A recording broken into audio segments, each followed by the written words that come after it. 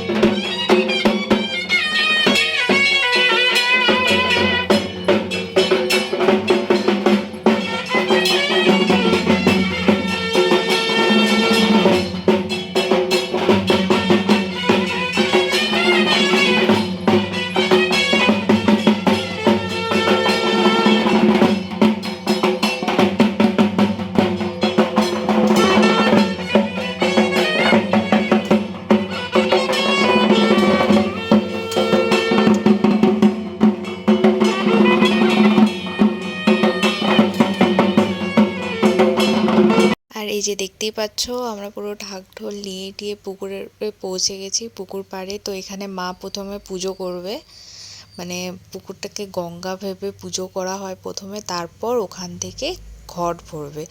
ঘট ভরার পর এই জলটা নিয়ে গিয়ে মন্দিরে রাখবে। আর এটাই আমাদের পুরো বছর চলবে। তো এটাই আমাদের বাড়ির নিয়ম। তো তোমরা দেখতে থাকো ব্লগটা।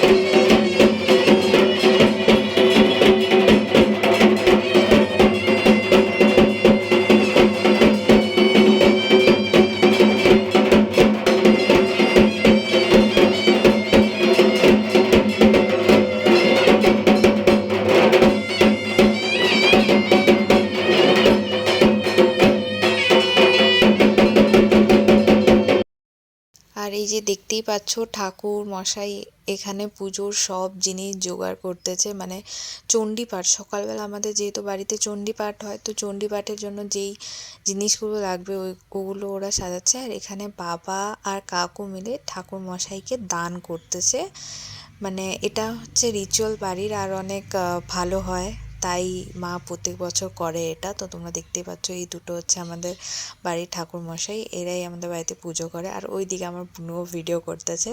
তো দেখতে থাকো ব্লগটা।